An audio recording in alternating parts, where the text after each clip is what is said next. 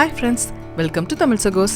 இன்றைக்கி இந்த வீடியோவில் ரொம்ப சிம்பிளாக செய்யக்கூடிய சைடிஷ் ரெசிபியான முட்டைக்கோஸ் பொரியல் எப்படி பண்ணுறதுனாங்க பார்க்க போகிறோம். வாங்க வீடியோக்குள்ளே போய் எப்படி பண்ணலான்னு பார்க்கலாம். அதுக்கு முன்னாடி நம்ம சேனலை சப்ஸ்கிரைப் பண்ணாதவங்க சப்ஸ்கிரைப் பண்ணிடுங்க. மறக்காமல் பெல் பட்டனை கிளிக் பண்ணிவிடுங்க. ஸ்டவ் ஆன் பண்ணி ஒரு வாணலியில் 2 டேபிள் ஸ்பூன் கடலெண்ணெய் ஊற்றிக்கலாங்க. எண்ணெய் காஞ்சதும் கடுகு 1/2 டீஸ்பூன் ஆட் பண்ணிக்கலாம். கடுகு பொரிஞ்சதும் கருவேப்பிலை கொஞ்சமாக ஆட் பண்ணிக்கலாம். 2 வரமிளகாவை கிள்ளி போட்டுக்கலாங்க.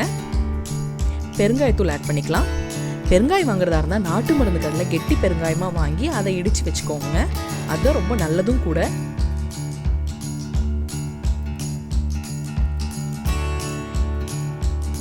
இப்போ 5 பல் பூண்டை தோல் உரிச்சு தட்டி ஆட் பண்ணிக்கலாங்க.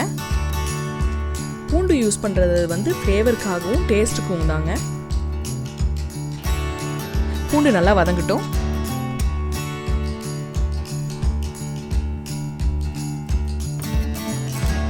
பூண்டு வதங்கினதும் ஒரு பெரிய வெங்காயத்தை நீட்ட வாக்கில் கட் பண்ணி வச்சுருக்கேன், அதை இதில் ஆட் பண்ணிக்கலாம்.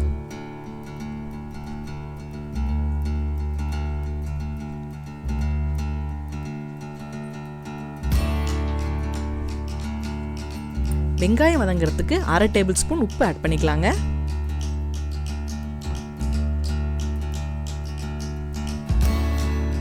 இப்போ ஒரு தக்காளியை பொடி பொடியாக நறுக்கி வச்சிருக்கேங்க, அதையும் இதில் ஆட் பண்ணிக்கலாம்.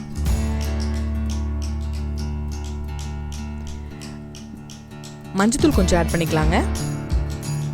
இப்போ நல்லா போட்டு கிளறி விடுங்க. வெங்காயமும் தக்காளியும் நல்லா வதங்கட்டும்.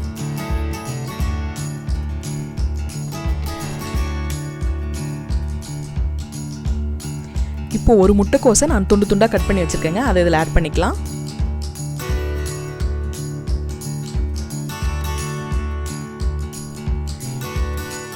எண்ணெய், வெங்காயம், தக்காளி முட்டைக்கோஸில் ஃபுல்லும் படுற மாதிரி நல்லா பிரட்டி விட்டுக்கோங்க.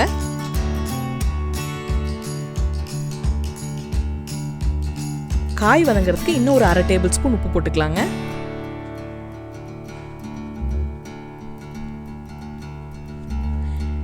இப்போ குழம்பு மிளகாத்தூள் 2 டேபிள் ஸ்பூன் ஆட் பண்ணிக்கலாங்க.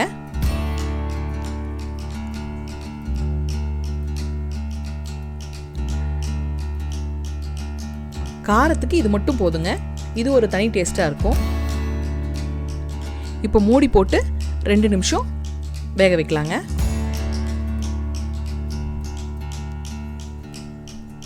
இப்போ கொஞ்சம் கொஞ்சமாக தண்ணி ஊற்றி கிளறி விட்டுக்கிட்டே இருக்கலாங்க.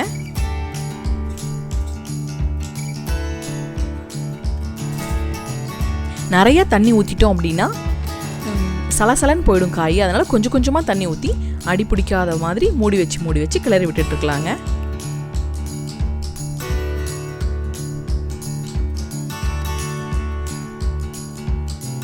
இப்போ இன்னும் கொஞ்சமாக தண்ணி ஊற்றலாம்.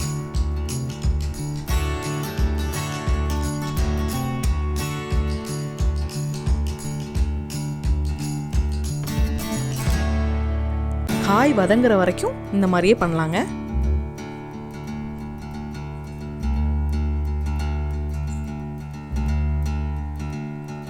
காய் வதங்கிடுச்சுங்க.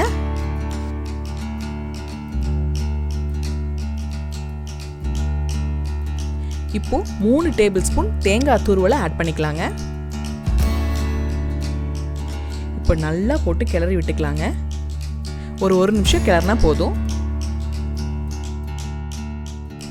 இப்போ ஸ்டவ் ஆஃப் பண்ணிட்டு கொஞ்சமாக கொத்தமல்லி தூவிக்கலாங்க. அவ்வளோதாங்க, சுவையான முட்டைக்கோஸ் பொரியல் ரெடி. நீங்களும் வீட்டில் ட்ரை பண்ணி பார்த்துட்டு எப்படி இருக்குன்னு கமெண்ட் பண்ணுங்கள். தேங்க்யூ.